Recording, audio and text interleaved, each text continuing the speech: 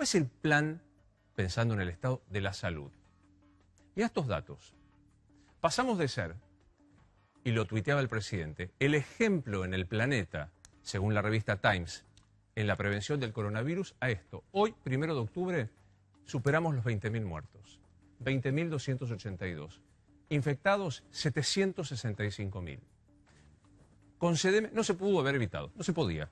Ok, yo creo que es muy probable que estas cifras se podrían haber dado sí o sí.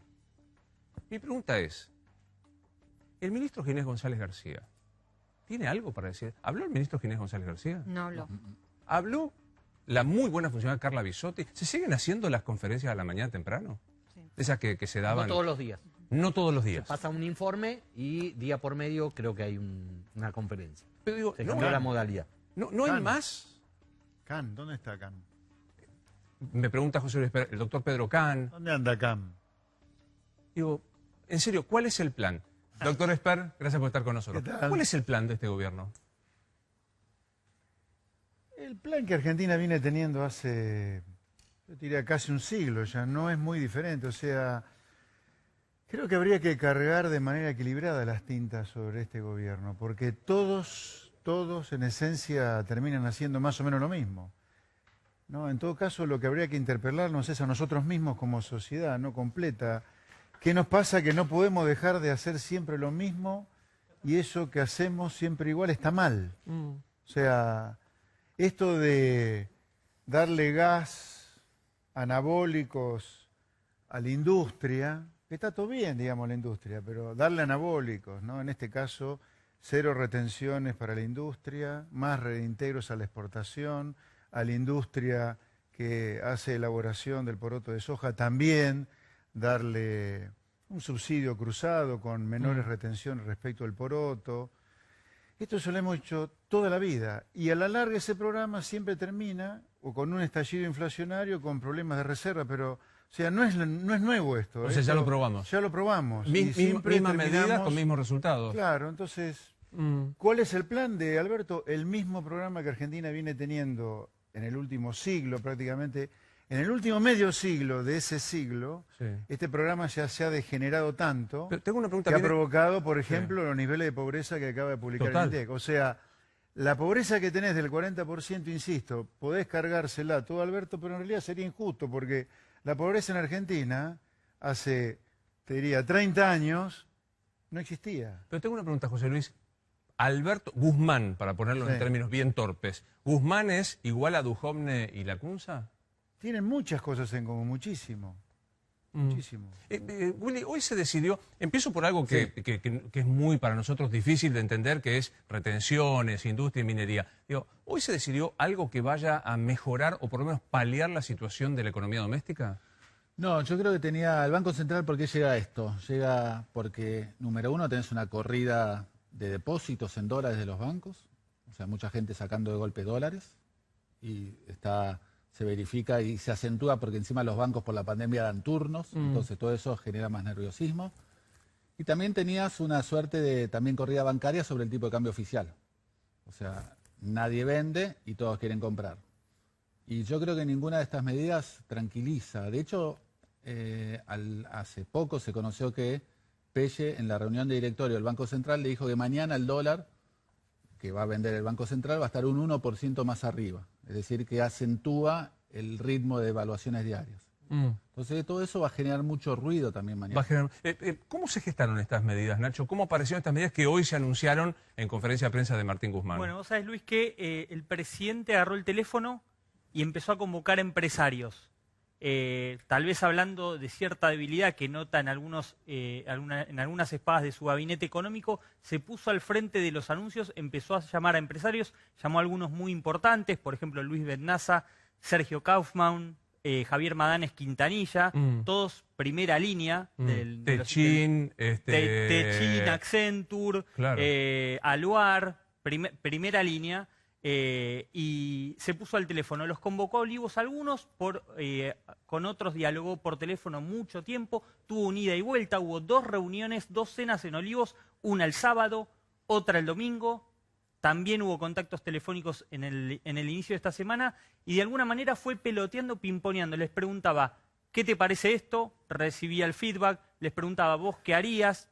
Trataba de empaparse y de tener un termómetro de lo que están pidiendo el sector del poder económico, que está viendo lo que plantea, claro. lo que plantea Willy, que hay un caldo de cultivo impresionante para una corrida de depósitos, ¿no? Podría ser otra cosa, porque digamos, acá hay un problema severo, que son reservas, que es la gente que retira sus dólares porque desconfía, y este cerrojo que se ha puesto para que los $200, yo creo que sería más fácil que dijeran quién puede comprar dólares a quién no puede. ¿Hay otro modo de hacer la cosa? Sí, la última vez que estuve acá yo lo planteé, estaba Maxi ahí, me acuerdo, y discrepábamos con Maxi. Yo creo que si vos te quedás sin reservas líquidas, que es lo que parece ser que transmite el Banco Central cuando toma esta medida del super cepo, dejá que el dólar flote libremente para evitar romper tanto los contratos, ¿viste? No te olvides que con la última versión del cepo, el Banco Central ha empujado un montón de empresas que tienen que pagar deuda externa a que reestructuren su deuda, porque le limitó el acceso al mercado de cambios al 40% de la obligación que tienen. Yo escucho algunos que dicen directamente habría que cerrar el tema de los $200, nada, para sentarte sobre las reservas, parar la pelota y ver qué hacer. No sé, buscarle alguna vuelta, swap con China además. ¿Qué pensás de eso?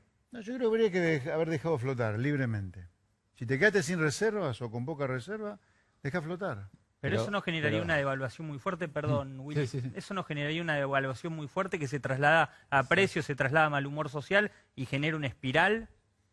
Yo creo que eso lo vas a tener en algún momento y puede ocurrirte el año que viene en el medio de un proceso electoral que puede ser mucho peor, porque si el salto en el nivel de precio fuera el mismo, el efecto final termina siendo peor, porque en el medio de un proceso electoral vas a empezar a pegar manotazos de gado por todos lados. Yo creo que hoy, incluso, todavía con una cuarentena que sigue, Sí, por lo menos hay una restricción. hay una claramente. restricción ahí, Sí. el dinero te circula poco y tenés menos chances que se te espiralice la inflación. Por Sí. ejemplo. Ahora, José Luis, pero vos decís, bueno, dejar flotar libremente, pero si en paralelo no tenés un ajuste, digamos, fiscal más grande, porque 4,5 de déficit sigue siendo mucho. El acuerdo con el FMI, Ecuador cerró un acuerdo recién con el FMI que le dan 6.500 millones de dólares. Ecuador, ¿no? Que está en la misma situación Argentina en marzo. Es decir, si no metes todo eso en un conjunto, me parece, esa devaluación en un conjunto de medidas, el dólar puede tener valor de infinito. No sé si infinito. A ver, yo estoy de acuerdo que deberías hacer otras cosas, pero no solo por el valor del dólar, sino que necesitas hacer otras cosas porque el programa económico ha llegado a un punto de agotamiento, claramente. Yo te diría, entre las cosas que habría que agregarle, además de flotar, es ya ponerte a negociar un acuerdo con el fondo, ya. Ah, bueno, sí. Urgente. La otra cosa, acá no ocurrió ni siquiera una cuarentena, así que probablemente ya no ocurra más, pero ni siquiera se les ha permitido a las empresas firmar contratos con sus trabajadores Porque es un poco el planteo que yo de hacía. manera individual en una cuarentena. Lo mismo digo para el gasto público. O sea, acá el Estado que ha estado cerrado, a ver, pongámoslo, porque estas cosas son las que hay que discutir de fondo que no cambian en Argentina. Acá el sector privado se ha estado fundiendo en estos 6 meses de cuarentena, fundido, comercio, restaurantes, agencias de turismo, empresitas, talleres mecánicos. El sector privado está fundido. O sea, hay gente que no ha facturado durante meses. Sin embargo, en el Estado, aún la parte que estuvo cerrada, todo el mundo cobró a principio de mes como corresponde. Bueno, hoy hubo un ni intento, siquiera en una cuarentena hay un ajuste del gasto acá. No, olvídate. Digamos, aparte piden impuesto extraordinario el que no mueve ni un dedo. Hoy hubo un intento de seducir al campo y hubo rápidamente repercusiones de esto que fueron los anuncios que ahora explica Willy.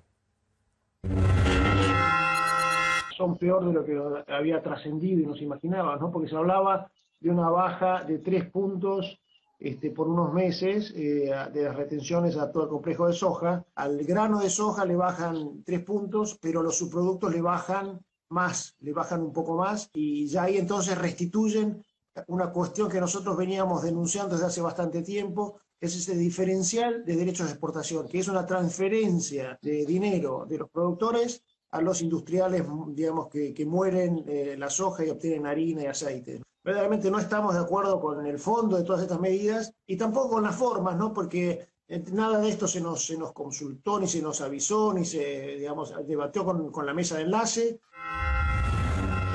Digamos, hoy se buscaba, Willy, seducir a los dólares del campo. ¿Te parece que van a quedar seducidos? No, creo que el campo hoy estamos muy preocupados, lo que decías vos de los incendios.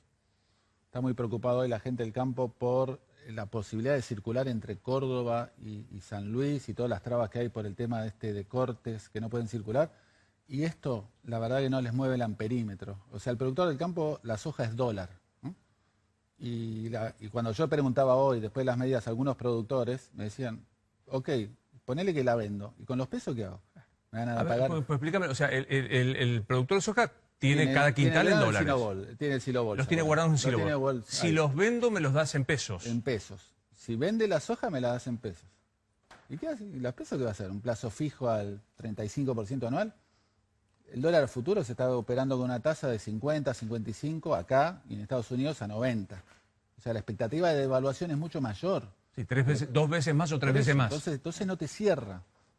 Por eso digo, no le va a mover mucho el amperímetro al productor de soja que le des 3 puntos menos de retenciones por 3 meses. ¿Siguen saliendo dólares? Sí. ¿A qué ritmo, digamos? Ayer fueron 300 millones de dólares de reservas brutas. Te diría las intervenciones que hace el Banco Central en el mercado único y libre de cambios para tratar de que no suba más, los hace a un ritmo de 50, 60 millones por día. 50, o sea, unos 250 a la semana. Exactamente. 1000 al mes. ¿Cuánto hay de reservas, José Luis? Bueno, el Banco Central dice que tiene 41.000. Brutas.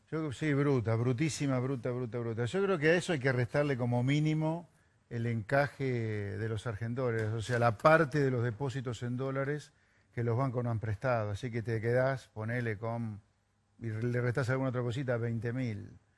Son esas. Ahora, sobre el tema del acuerdo con los exportadores, acá hay una cosa que de nuevo Argentina se repite en el error.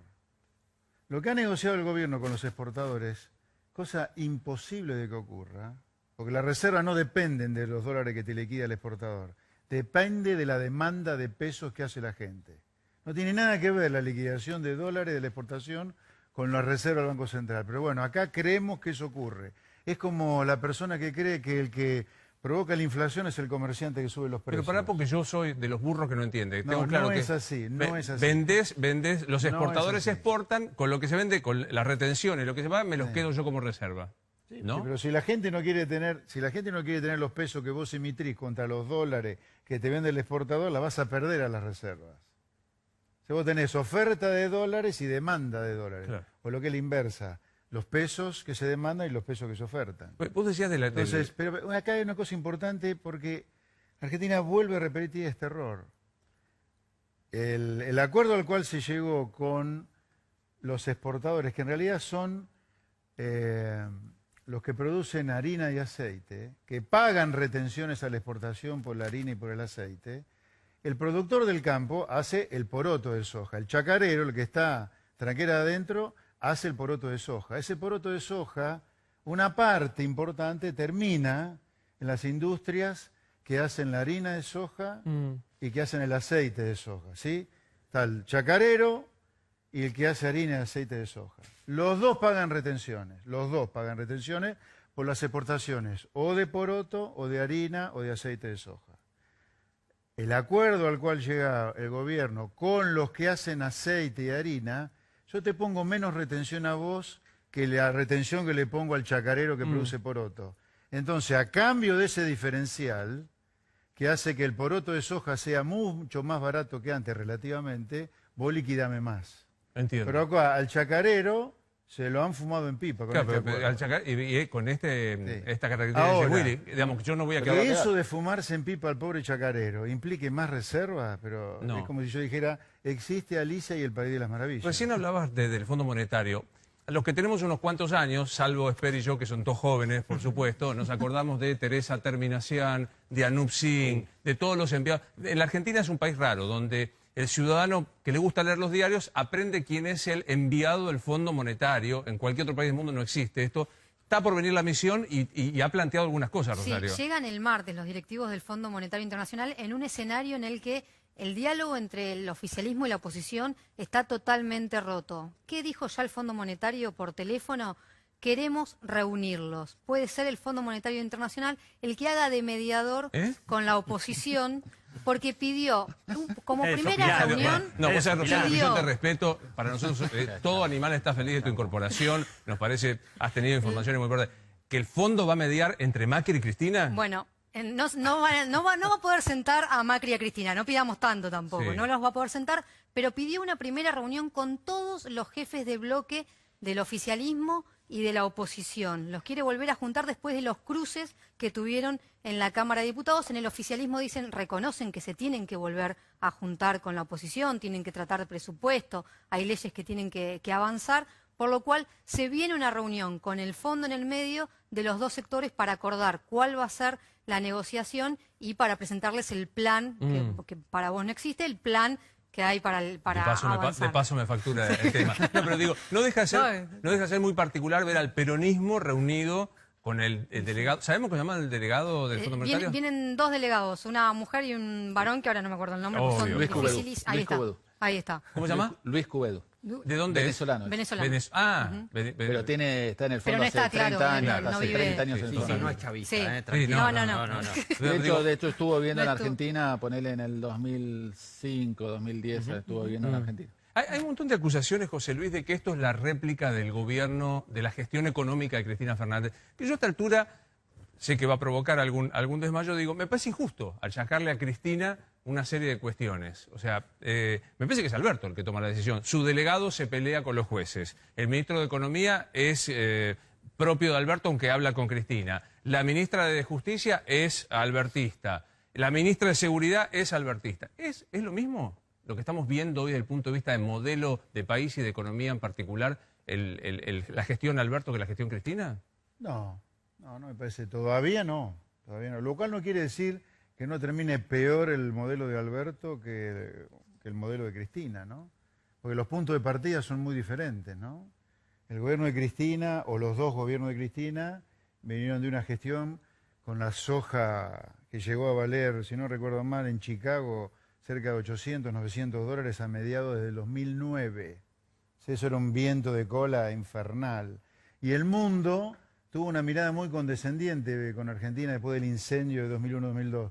El Fondo Monetario estuvo muy acomplejado con Argentina durante la gestión de Néstor por haber apoyado al plan económico de los 90 que terminó en el peor incendio de nuestra historia. Entonces fue muy benevolente el Fondo Monetario en esa época, más la soja en niveles estratosféricos, tenías un viento de cola muy grande. Alberto Fernández, es justo reconocer dos cosas. Recibe una economía destruida herencia por el tremenda, pésimo gobierno de Macri en materia económica y la pandemia, obviamente, que algo te va a pegar. Obvio. Aunque lo hubieras manejado perfecto, que no es el caso argentino, ¿no? Yo creo Está que lo claro. manejaron muy mal. Quiero enseguida seguir hablando del tema económico otra arista. Háblale, Willy, al laburante, al que no es productor ni de poroto ni de harina, al que, por ejemplo, se quiere respaldar comprando los $200 y ve que cada vez es más difícil. ¿Cuál es el estado de situación hoy día en este 1 de octubre? El estado de situación es muy delicado. De vuelta, tenés dos problemas de corto plazo que son muy difíciles de resolver y que requieren también credibilidad. Pero bueno, los que hablamos, lo de los depósitos, que todavía sigue sacando la gente de dólares de los bancos, que en realidad no me preocupa tanto porque los dólares están. Reiteremos esto, o sea, aquel que tiene depositado dólares en los bancos tiene su respaldo de tenerlo físicamente. Eso no debería preocupar tanto. Y genera más nerviosismo porque el banco te da turno para la semana que viene. Entonces, ¿viste? Claro. Una semana ¿Por qué me es bicicletan una semana para la gente es que le hables del 2048. Se pone muy nervioso y tiene razón. Pero bueno, ese lo ponemos de aparte. El otro sí me preocupa, que es el tipo de cambio oficial. ¿Cuánto tiempo van a sostenerlo el tipo de cambio oficial? Mañana ya Pelle dice lo sube 1%. 1%. Y ese es el que se traslada rápido a precios. Y mañana te lo sube 1. ¿Y la semana que viene? Bueno, Willy, viste que hoy el Banco Central, casi al mismo tiempo que hizo el anuncio de economía de las nuevas medidas, saca una circular, una comunicación respecto a que va a ser más lábil con el tema de cómo manejar el tipo de cambio. Digamos, no dijo la palabra devaluación, obviamente, pero con el manejo de la corregís un política del tipo de 1%, cambio. devaluás el peso y te vale un 1% menos, o sea, cuanto menos. Y aparte, digamos, se traslada a precios, pues no será el 1, pero ponele después se va a trasladar a precios. Pero eventualmente Me hiciste acordar, la misma frase de inyectarle volatilidad al tipo de cambio la dijo Sturzenegger también. Claro, Esa frase, ¿viste? Totalmente. La de A mí lo que inyectarle más la me volatilidad preocupa- y termina siendo siempre para arriba. Agustín Salvia es el titular del Observatorio Social de la Universidad Católica Argentina. Agustín, buenas noches, ¿cómo le va? ¿Qué tal, Luis? Muy buenas noches. Bien, estamos contando lo que es el fenómeno macro, reservas. Ahora, traducido al día a día, es una constante que ustedes vienen diciendo, el aumento de la pobreza, que ayer se conoció del 40.9%. ¿En baja, estable o subiendo, Agustín? No, en principio hay que aclarar que el 40,9 es un promedio de 2 trimestres, Luis. Sí. El dato oficial en realidad no es que encubre porque haya alguna intención, sino que representa dos situaciones muy distintas. El primer trimestre del 2020, en donde tuvimos alrededor del 34,7% de pobreza, dentro de la cual hay 7,4% de la población en situación de indigencia, y un segundo trimestre en donde impactó la política de emergencia sanitaria, el COVID, o como lo querramos desarrollar, con un 47,2% de pobreza, con un 13,6% de indigencia. Es decir, la pobreza en realidad en el segundo trimestre del año, la última medición que oficialmente se tiene al respecto, es del 47,2%. Esta situación implica incluso que tengamos más del 60%, ya no de la infancia de 0 a 14, sino de la infancia de 0 a 17 años en situación de pobreza, en un contexto en donde básicamente se explica... Ahora, Agustín, lo voy a interrumpir. COVID. Sí, lo quiero interrumpir para que no pase de largo. Entre 0 y 16 años hay un 60% de población en situación de... Pobreza. O sea, Es decir, que 6 de cada 10 viven chicos... en un hogar pobre. 6 de cada 10 chicos, desde que nacen hasta los 16 años, viven en hogares pobres. 17 años. 17. Exactamente.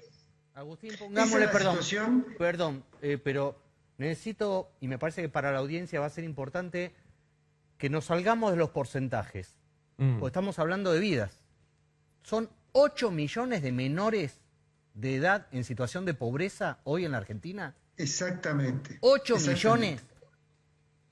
Sí, exactamente. Y nosotros, en perdón. realidad son Sí.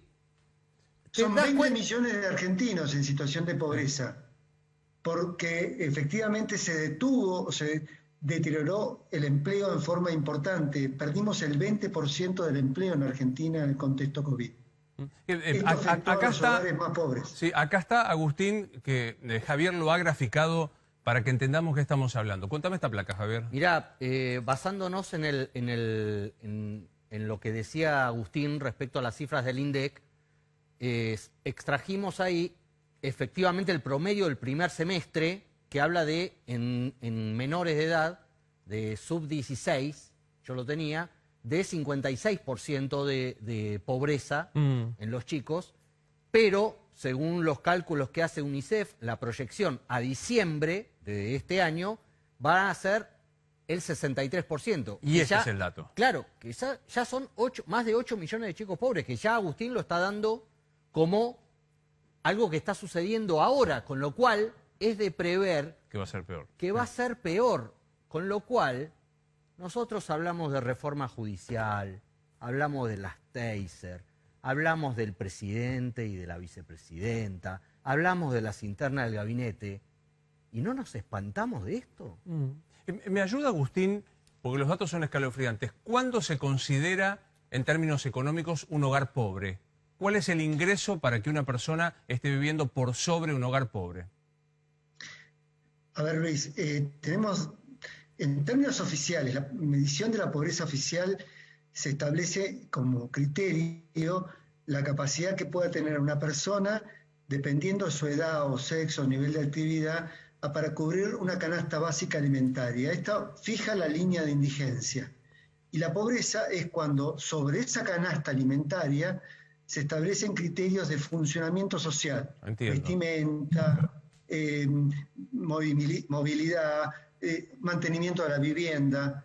Bueno, en contextos numéricos, para el trimestre que estamos hablando, para el segundo trimestre de este año, ya no para el tercer trimestre, pero para el segundo, estamos hablando de alrededor de 45.000 pesos o 42, entre 42 y 45.000 pesos, depende de la región del país, para una familia tipo de 2 adultos y 2 niños, para no ser pobre. Y para no ser indigente, de 18.000 pesos para una familia de este tipo. Ahora, recordemos que el segundo trimestre, por eso hay que aclarar que en realidad el dato del primer semestre que oficialmente ha dado el INDEC y que con todo el esfuerzo seguramente ha podido construir ese dato, ese 40,9 esconde dos situaciones muy distintas, pre-COVID y COVID. Y que el COVID implica haber expulsado más de un 20% de la población que estaba trabajando a una situación de desempleo o de desocupación o de inactividad forzada, aunque no lo mida la tasa de desocupación porque eventualmente no buscó trabajo, Claro. porque ¿por qué lo iba a encontrar? Sí. ¿Quién le demandaba trabajo para ir a buscar un trabajo? No, claro. Ahora, en ese contexto, clases medias bajas se empobrecieron. Los pobres se hicieron más pobres y los pobres se hicieron más dependientes de los programas sociales. Totalmente. Y también es cierto que sin los programas sociales, esa tasa del 47% hubiese alcanzado más del 52%, o al menos el 52% de pobreza. Es impactante. Y que si Yo comparto el diagnóstico que hace Calvo, digo, porque en el medio de esto, poner esfuerzos e incluso dinero, porque si se aprobase la reforma judicial y se instrumentara a partir del año que viene, estamos hablando de dinero específico, ¿no? Yo lo que me ¿Cuáles impresiona es son que las no... prioridades? Ahí comparto lo que dice Calvo, porque ¿cuáles son las prioridades de política pública? ¿Bien? ¿Cuáles son los temas que se debaten prioritariamente como problema de la gente? Los problemas sociales de la gente no están siendo discutidos por la política. La política se está alejando de los problemas sociales reales que tiene la sociedad. Entonces estamos discutiendo como si estuviéramos en un país desarrollado, especulando sobre reformas judiciales o políticas, cuando no tenemos resuelto ni siquiera la política para atender la emergencia sanitaria y atender la emergencia económica y social, no solo para el día después, ni siquiera para el día de hoy.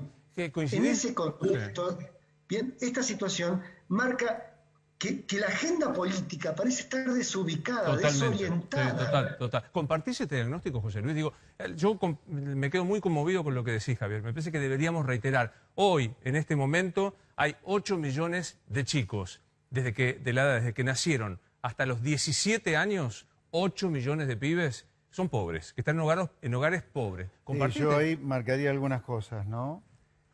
Imagínate, si ya tenemos o vamos a tener a fin de año 8 millones de chicos pobres, esos son chicos que no van a poder incorporar bien los conocimientos el día que vayan a la escuela, porque no van a estar muy bien alimentados o no van a estar pudiendo estudiar en condiciones como uno quisiera, ¿no? O sea que ya empezó a tener una población adulta el día de mañana con serios problemas de entendimiento, con serios problemas de insertarse en el mundo laboral, muy competitivo, altamente tecnologizado. O sea, ya estás creándote un problema serio hacia adelante también. Y aparte con un discurso... La segunda reflexión, perdón, que comparto totalmente con lo que decía Salvia, la clase política está completamente desconectada de los problemas de la gente. Pero te voy a decir más. Es fácil agarrársela con la clase política cuando vos ves a este diputado, a Meri, amamantándose en el medio de la sesión, ¿no?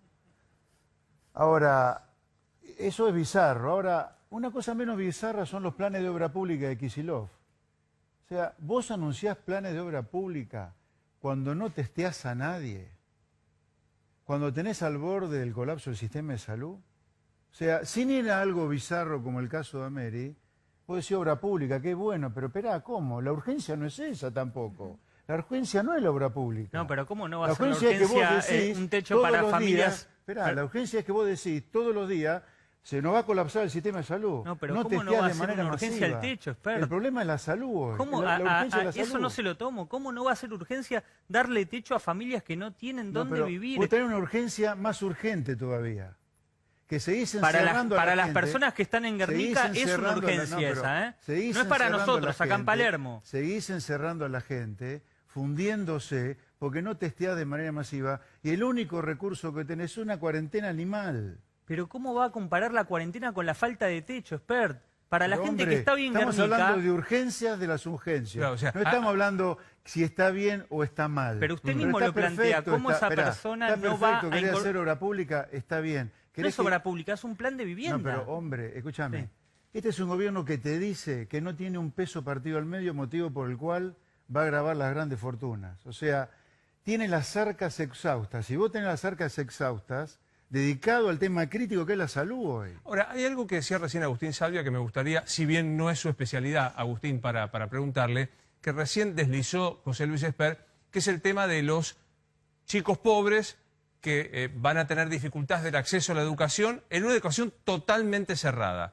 Yo, digamos, omití decir en el editorial, porque lo digo todos los días, ¿cuál es el plan de la educación? O sea, ¿hay que esperar la vacuna? Hasta ahora yo he escuchado solo como discusión, hay que esperar la vacuna. Mientras tanto, no volvemos a las escuelas. No. Sí. A ver, el problema que tenemos, Luis, es que, a ver, primero es importante tomar como, a mí nunca me gusta tomar el dato como un fetiche, el dato de la pobreza como un fetiche. Uno puede tener distintas mediciones, pero lo que es cierto que hemos tenido un crecimiento de la pobreza de 12 puntos y que cuando uno habla de 40,09 o 40,9% de pobreza, estamos perdiendo de vista que casi el 50%, en realidad el 47,2%, casi el 50% de la población argentina carece de los ingresos o para cubrir sus alimentos o para un funcionamiento económico básico, para pertenecer a un sistema social. En ese contexto, la pobreza multidimensional, las dimensiones mucho más vinculadas a derechos, a acceso a bienes y servicios que permiten el desarrollo humano, la integración social, como la educación, como la salud, como el hábitat, como la vivienda, como los procesos de socialización y de crianza se ven fuertemente afectados. Bien. Entonces, en ese contexto lo que estamos produciendo es, más allá de que aparezca el dato de 8 millones de chicos en situación de pobreza, estamos desinvirtiendo en capital humano y capital social. El problema es que hay una crisis de destrucción de capital humano y capital social en una parte de la población en el contexto COVID. Y el problema es cómo lo recuperamos, cómo lo reconstruimos, cómo construimos sobre esa base la posibilidad de que haya un escenario de un horizonte posible de crecimiento. No es con más planes sociales. Pero Agustín, La claramente... única forma es con más trabajo. Pero Agustín, la gente lo que te va a demandar es trabajo. Está bien, pero... Y que en ese trabajo le permita tener un ingreso. Y políticas públicas que le permita tener acceso a la educación, acceso a la salud, acceso a la seguridad, acceso a un conjunto de bienes y servicios que le permitan desarrollarse plenamente. Y esto, como son claves políticas, no son claves que pueda emprender cada uno por su parte.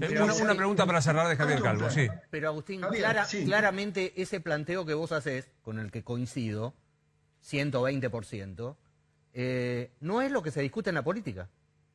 No lo discute el gobierno, no lo plantea el gobierno, no lo plantea la oposición. Mañana hay una mesa interministerial de la infancia que va a estar UNICEF y demás. Sí, y está la Comisión del Hambre, que participa Agustín, la Mesa del Hambre Agustín, y todo eso. Pero no se discuten seriamente el énfasis estos que hay temas. sobre la reforma judicial, el énfasis que hay en es otra tantas cosa. otras cosas del gobierno nacional, de la oposición, de los gobernadores. Sí, Agustín, Luis cierra y usted. Javier, a ver, perdón para aclarar este punto, por la pregunta que me hiciste, pero recupero este tema. Obviamente que hoy por hoy recuperar la educación, a ver, así como para el sector de trabajo, desarrollar la actividad de la construcción y volver a tener actividad gastronómica, turística y de la construcción significaría un impacto importante para que la gente que estaba en estos sectores pueda recuperar su trabajo, es clave, mucho más estratégico que los chicos vuelvan a la escuela. Sin la menor duda. Es mucho más estratégico. Totalmente. ¿Bien? ¿Por qué? Porque estamos invirtiendo en la posibilidad de darle contención, socialización, educación, un clima de pertenencia y de integración social. Ahora, esto no está ocurriendo y quiero decir dos cosas. Una es, los diagnósticos siguen siendo discutidos.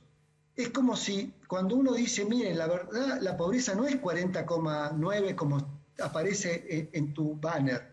La pobreza está mucho más arriba, pero más allá del diagnóstico, está mucho más arriba en términos multidimensionales, porque la pobreza en términos de vivienda, de educación, de salud, de aspectos psicológicos, es mucho más grave en términos de la situación que estamos viviendo. Lo entiendo perfectamente. Agustín, gracias como siempre, ¿eh? Por favor, un placer que esté con nosotros. Gracias a ustedes. Muy amable. Agustín Salvia es el director del Observatorio Social de la UCA. Esper planteaba algo que para mí es central, que es que hoy no se discute nada de cuestiones de salud del coronavirus. No hay ni hablar del encuentro de los 3 funcionarios de los distritos más poblados, directamente no lo hay. Ya no nos acordamos cuándo termina la cuarentena, la extensión El de la viernes que viene, cuarentena, si me claro, equivoco, el ¿no? 11 de octubre, claro, no pero mañana. Ni la contamos, ¿no? Claro, O sea, nadie. Que aparte no es cuarentena, Claro, es una no. cosa. Un aislamiento. Claro, o sea, es un aislamiento que en la capital federal supone que para ir a tomar un café y saber a qué distancia tengo que pedirle permiso al jefe de gabinete. Por ahora sí. En el AMBA funciona. Notamos el disparate del que estamos hablando, ¿no? O sea, el jefe de gabinete tiene concentrado en sí, en la región más poblada del país, hasta la distancia de las mesas de un café. Eso sí, cuando se habla del conteo de las personas fallecidas, trágico conteo, la responsabilidad de las provincias. ¿Dónde estamos parados con este lamentable conteo de personas que han perdido la vida? Hoy vos decías, se superaron los 20.000 fallecidos a nivel nacional. ¿Por qué? Porque finalmente ayer, como contamos, se frenó el sistema SISA para cargar la cantidad de fallecidos que la provincia había admitido el viernes pasado que estaban retrasados. 3.357 muertes se 52, contaron ¿no? hoy. De la provincia de Buenos Sí. Aires son 3.199 fallecidos, no son los 3.459 que conocimos. Pero espera, el viernes el gobernador de la provincia puso la cara, yo no pretendo que Axel Kicillof esté en esto porque no puede, pero puso la cara al gobernador y dijo, hay 3.459. Del viernes a hoy, que estamos a día jueves, ¿por qué hay 3.199? Bueno, faltan revisar algunos datos, hay fallecidos que no se conocen el sexo, hay fallecidos que no se conocen el número de documentos. ¿Cómo fallecidos que pero- no se conoce el sexo? Sí. Hay, por ejemplo, en el reporte de hoy, 21 fallecidos de la provincia de Buenos Aires, de estos 3.199, todavía no se cargó si es sexo femenino o sexo masculino. Que eso porque se hace a mano. Sí. Pero no lo estoy diciendo con ironía, de ninguna son personas que han fallecido. Pero digo, del viernes hasta hoy hubo una diferencia Ahora, del 10%. sí. Ahora, lo que dicen es, estos ya finalmente son los muertos. Ya son. Nos vamos a dar cuenta, miremoslo mañana y sigamos mirándolos. Se cargaron fallecidos desde el 27 de abril, es decir, 5 meses antes. Mayo, junio, julio, agosto, septiembre. A nivel nacional se cargaron 29 fallecidos del día. Claro. Solo o sea, hoy. de 3.352 del día son 29. Y el 9 de septiembre por ahora, para ver más o menos, porque la verdad que no tenemos ni idea de por día cuántos muertos hay.